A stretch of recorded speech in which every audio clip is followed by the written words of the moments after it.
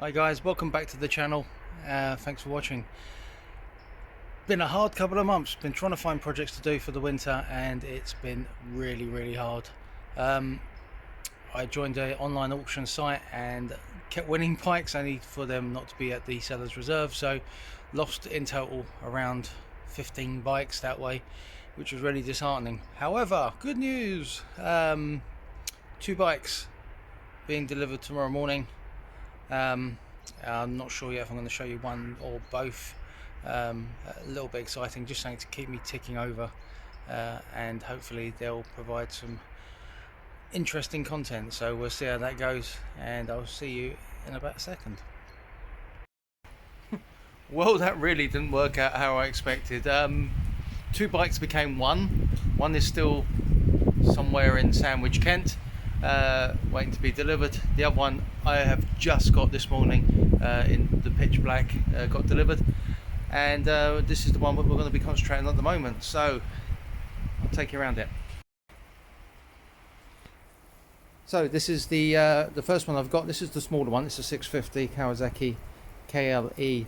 It's 30,000 miles, and I will give you some costings at the end, but at the moment I've just brought it in out of the rain into my carport, so just have a bit of a better look around and just see what exactly I'm going to be needing. The bike is Cat N, but the damage seems to be cosmetic and just around the number plate holder, so I'm gonna whip that off in a little while and just see what damage is there and if it's just isolated to that point. Have done my research on this and it's actually quite a well respected bike. It's the one without the panniers and the no top box fitted at the moment, but overall it looks very nice. The only other thing that I have got to worry about slightly at the moment is it hasn't and wasn't running. Some of the bikes at the auction are shown idling. This one wasn't. It's got a data tool, so I'm just hoping that because of the alarm on it that's killed the battery, and that's the problem with it. But I'm going to do some checks before I try and start it, just to make sure it's not going to do more damage.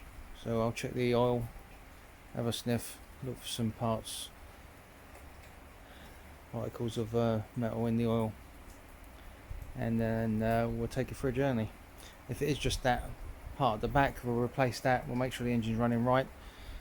We'll do a full service on it. 30,000 miles. I'm hoping it isn't really a major project, but it's just something that will keep me ticking over for a couple of weeks, and then I've got to make a decision whether I keep that one, and it is a very good looking bike, or whether I stick with the Plodder, which has been super reliable over the last 4 years. Starts every time, but is it time just to start upgrading now? I don't know, we'll see. Anyway, I'll get some power out here and let's get into it. Right, just giving it a bit of a jet wash, and I was trying to get some of the crud off around the chain sprockets and the chain with the jet wash, and it ain't moving despite me scrubbing it with some gunk. So I'll show you the bits I'm actually on about. It's down in there, you can see it's pretty gaudy.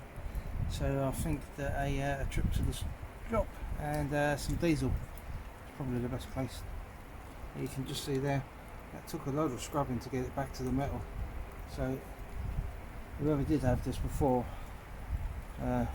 hadn't cleaned it properly in quite a while. But what I need to do now is to get the battery on charge and see if it will take a charge. Let's have a look. Right, so I just hooked this up to a battery charger and it was showing completely flat, which sometimes does mean that the battery charger won't charge it at all. So I'm going to keep an eye on that. There was a way around it, and that's to connect another battery out in series or parallel. I can't remember which way which it is now, and that will force the battery to start charging. Mind you, I do have to say this charger that I've got is a really good charger, so we'll see how that gets on. But I think it was only cheap, but it was really a good buy. I've got no affiliation to this, and I'm not going to give you a link. If you want to go and have a look for it yourself, that's up to you. But I've always found that this charger's never let me down, so we'll see how that goes. I'm going to give it a few minutes just to see if it will start putting some voltage in. But if it doesn't, then we'll back it up to the other bike, and we'll force it to take a charge, and hopefully that'll be enough for it to charge on its own. Right, so just had a look, and it's not taking a charge off of that, so I will force a charge into it. I may even just swap the battery over with my other bike just to see if it actually does work, which would be a big step forward. I'm going to have a look at taking the rear of this off now. What I have checked is the frame rails going to the back all look straight, which is good news.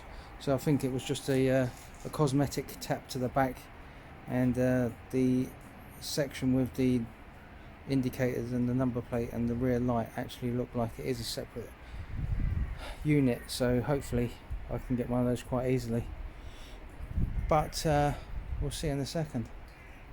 But it is a very, very grotty day here in Kent. There's sheep down there in the distance. What do sheep do in the rain? They get wet. So let's hook back up with this. If you can, like and subscribe. It's always very, very welcome. I'd love to share more of these videos with you, and doing that just helps me to share these with you. So let's try and get the back off and have a look at the frame rail underneath properly and see what state it's in. So I've just taken 2 bolts out the top, which were here, 2 screws out the bottom, which were here, and I'll just better take these 2 off here. What I do love, and any mechanic can relate with this, I know we're in the UK, so we use millimeters rather than imperial, which I know even, well, the older American cars do. I don't know if they're still using that. Perhaps someone can message me in the comments and let me know whether they're still using metric, or whether they've swapped over, whether they're still using imperial, or whether they're swapped over to metric. But yeah, most mechanics can relate to looking at a bolt and knowing exactly what size it was, and it's something you never lose. So these are 12 mils. I think this is almost it, to be fair. It's very, very easy to, well, it seems so far, to get the back of this off.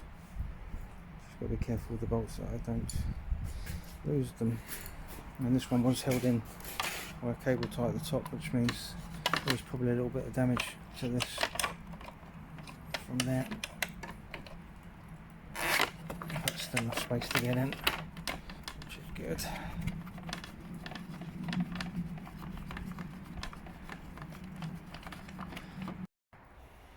Right, so that's about it.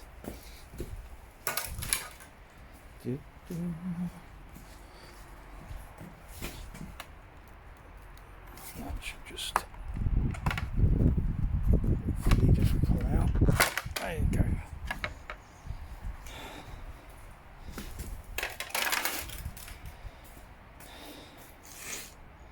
And just looking at the frame rail going up to the back, it looks absolutely fine. Back brake's looking okay. Right. 2 bolts.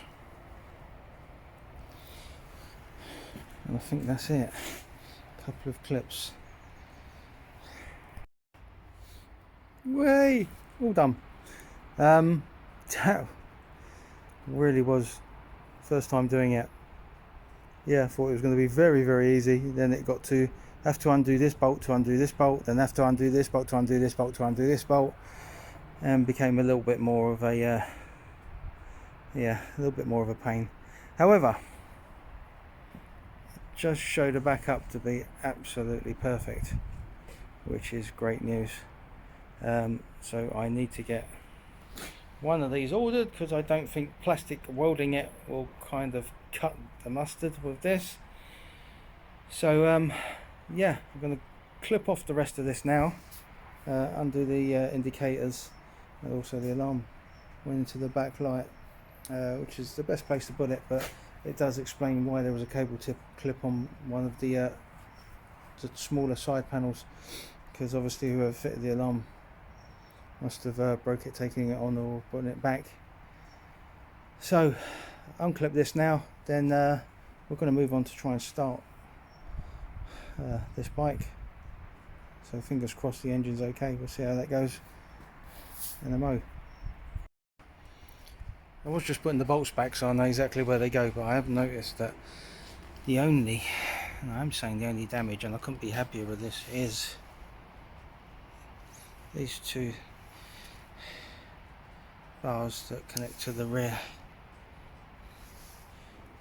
are slightly bent, so they do need to come back down, but that shouldn't be too much of an issue.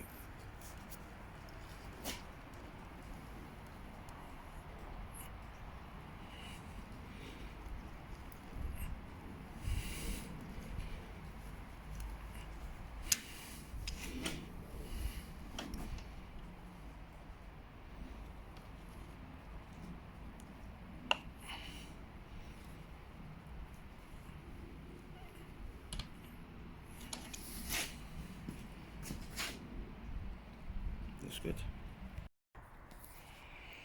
Right, so I've swapped the bike battery over to the one out of my Honda,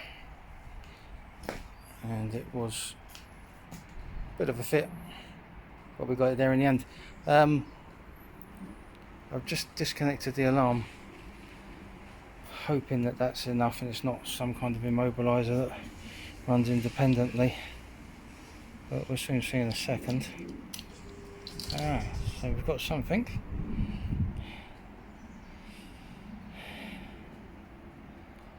Dials are up.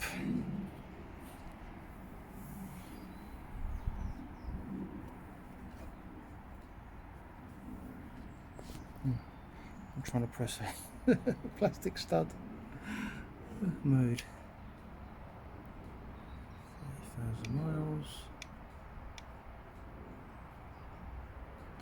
And the reset button. Right, so I'm showing we're in neutral. Got the button on run. This is a little bit sketchy because I would like to do this holding the clutch as well, but I do want to show you what's going on. So I'm just going to put my weight against it, just in case that neutral light is lying, and give it a little click.